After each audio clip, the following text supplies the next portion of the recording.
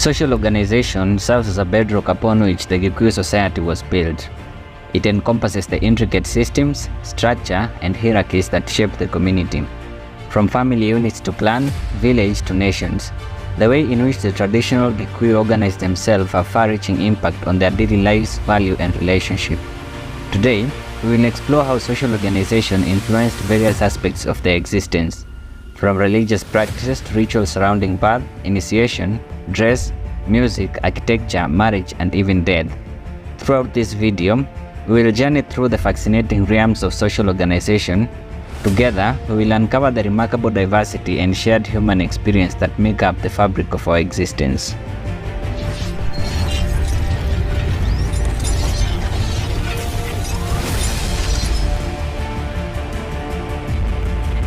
The nuclear family, which consists of husband and wife or wives and children, is the basic social unit of Gikuyu society. As children grow up and form their own family, a sub-clan or mbari is formed. 100 to 1,000 families formed a clan, and each member of mbari knows from which ancestor or which daughter of Gikuyu and Mombi they originated.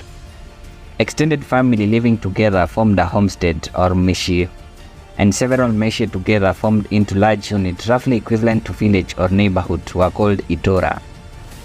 Ideally, the moshi includes the paternal head of the family, his wives or wife, their unmarried children, often his married sons, and sometimes single relatives. The Gikuyu are traditionally polygamous. If a man chooses to marry more than one wife, theoretically, he must provide rulashio or bride wealth and a separate house for each within the homestead. The family is considered to be circular and not linear as in Western cultures. Each new generation replaces their grandparent, who are then free to become ancestors. For instance, the first boy was to be named after the grandfather from his father's side, and the second son from mother's side, and same for first and second girl child. The need to replace 4 grandparents is an important reason for having a minimum of 4 children. More children gives honor to their parent siblings.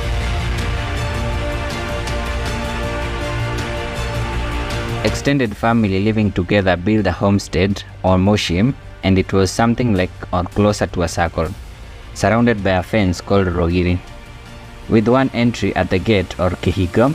When entering a homestead, the first hut on your right will be the boy's hut, followed by a cattle kraal and then granaries or ikobe, and you will find yourself in a well-swept courtyard called ja.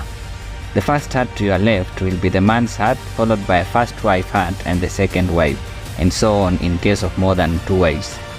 In some cases, the hut to your right of the courtyard will be the man's mom. The wife's house or nyoba will be between 15 to 20 feet wide. The door was called moromo, the main central space with a 3-stone head at the center.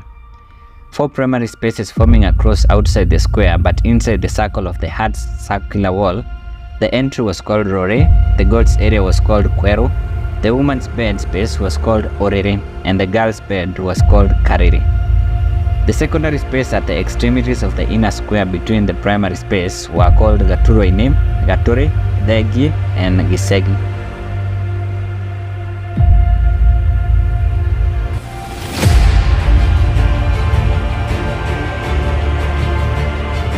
In traditional Kikuyu culture, when a child is born, a professional woman is enlisted to announce the birth. She does this by ululating loudly and joyfully so that everyone in the village is aware. 3 ululation signifies the birth of a girl, while 5 ululation means a boy had been born. Among the traditional Gikuyu, when a child was born, it took about 3 to 4 years, sometimes even 5 years, for it to be weaned from its mother. The first separation of a baby and mother was done by a midwife when she cut the umbilical cord. Between the first birth and the second, the mother carried the child everywhere she went, and if needed be, had to carry it even on top of other loads. On very rare occasion will she let the child out of her sight, and then only under an elder daughter and never with a cohort or a stranger. The child, after it learned how to walk, always tugged behind its mother's leather dress and usually would never let go and would hide behind her leg under the long dress when a stranger was talking to the mother. The strong bond between the child and mother was only broken after an elaborate ritual ceremony of the second birth, also called returning the child into the womb or gustokia monai huine.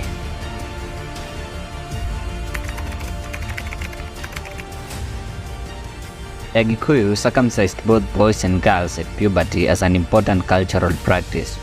It was characterized by a celebration called Irua. Traditionally, there was a circumcision ceremony for boys organized by an age set of about 5-year period. Although boys could be circumcised throughout that period, they will become part of the same age set. And all the men in that circumcision group will take an age set name. Time in the history of Kikuyu society will be gauged by age set name. Circumcision was traditionally a public affair which only added to the anxiety and determination of boys to pass the ordeal without showing the slightest trace of fear. The practice of circumcision is still followed, although is nowadays most likely to be performed in hospital. Traditionally, boys who underwent circumcision became warriors or anake.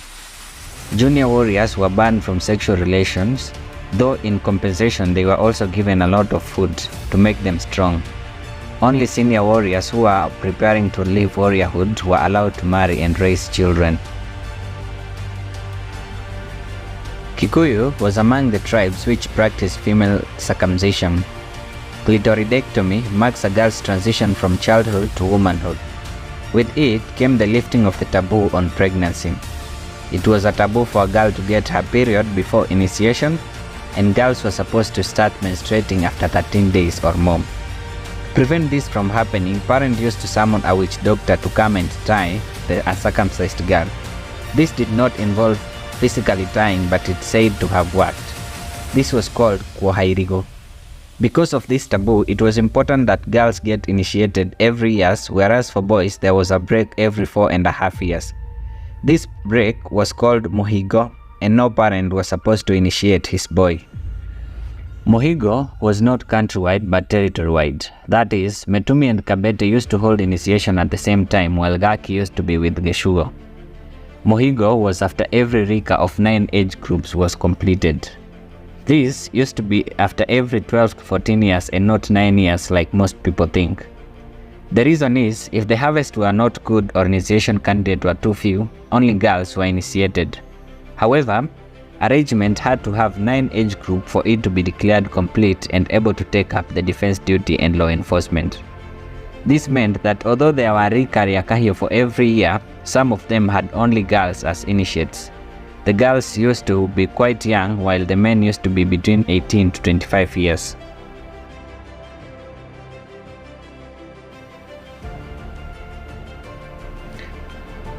When the Agikuyu stopped dressing in leather, they turned to Indian calico, but you can guess how they pronounced it: kariko. As time went by, the urbanites adopted more refined dressing. They will thus refer to the villagers as karikoya gisagi or karikoya kahwaini. Married women and old men used to maintain a clean shaven head. They also used to wear their undergarments throughout and only add more during special events. One such time like this, when the back of a woman was not occupied, she will carry her baby on the back with a goi, with a strap across the head. Kiondo was not made from sisal but megio. Megio is a kind of a tree that its skin was used like a string or digi, and was used in many ways.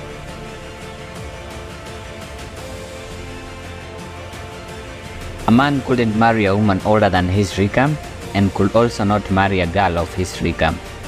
The age difference between a man and his first wife was usually 5 to 10 years. A young man was free to choose his own mate as long as there was no family feud with her family or some clan prohibition. The first wife was a confidant, and it is in her heart that most family ceremonies were conducted. He had to consult her in choosing his subsequent wives. The bigger Agikuyu family was, the more prosperous they became. It was therefore in the first wife's interest that the man marries as many wives as his wife could allow.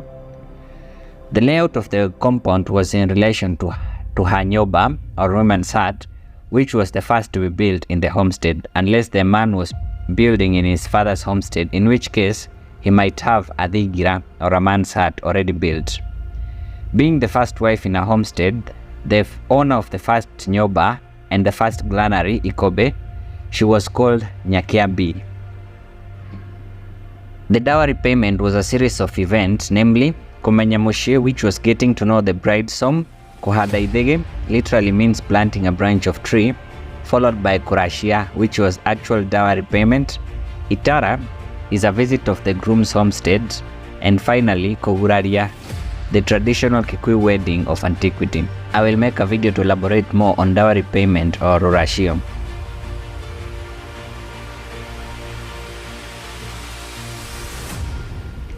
Some of the common Kikuyu foods include githeri, mokimo, kemito, which is mashed beans and potatoes, irio, mashed dry beans, corn and potatoes, motura, and oshoro.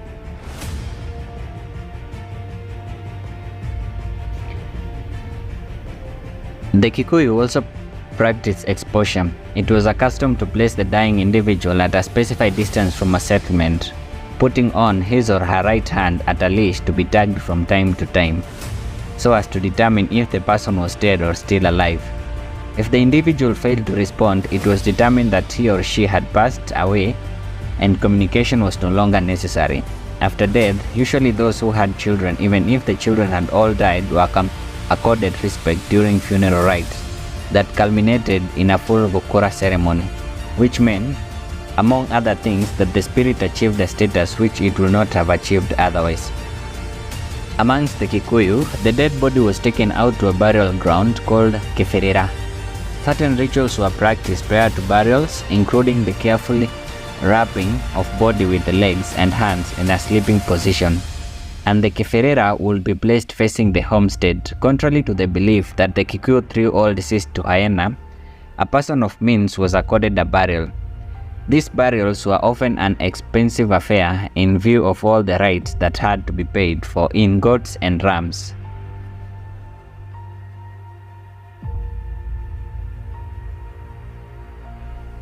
The Gikuyu were and still are monotheists, believing in an omnipotent creator whom they refer to as Ngai. The title Mwadhani or Mwadhi comes from the word Gwadha, meaning to rule or to reign with authority. All sacrifices to Ngai were performed under a sycamore tree or mokoyo tree, and if one was not available, a fig tree or mogumo tree would be used. The olive tree or motamayo was a sacred tree for women. Ngai cannot be seen but is manifested in the sun, moon, stars, comets, and in the great fig tree, mogumo. This tree served as a place of worship and sacrifice and marked the spot at Mukure wa Gathanga, where Gikuyu and Mombi, the ancestor of Gikuyu in the oral legend, first settled. Ngai has human characteristics, and although some says that he lives in the sky or in the clouds, Gikuyu law also says that Ngai comes to earth from time to time to inspect it. When he comes, Ngai rests on Mount Kirinyaga or Mount Kenya and Kirimakiajahi or Kilimambogo. Thunder is interpreted to be a movement of Ngai, and lightning is the weapon used by Ngai to clear the way when moving from one sacred place to another. Some people believe that Ngai abode in Mount Kenya. In one legend, Ngai made the mountain his resting place, while on an inspection tour on earth. To the Gikuyu people, those who possessed the greatest life force, those closest to God, were first parent created by God, because God gave them the vital living force. The first parent was so respected to be treated almost like God himself. These were followed by ancestors of the people who inherited life force from the first parent, then followed by immediate dead, and finally the eldest in the community. Hence, when people wanted to offer sacrifice, the eldest in the community would perform the rites. Children in the community had links to God through their parents, and the chain would move upward. The Gikuyu people believe the life force or souls of person can be increased or diminished, thereby affecting the people's health. They also believe that some people possessed power to manipulate inner force in all things. These people who increased the well-being of people's spirits were called medicine men or modomogo, while those who diminished the people's life force were called witch doctors or morogi. Thank you for watching. If you liked the video, remember to give us a thumbs up. See you in the next one.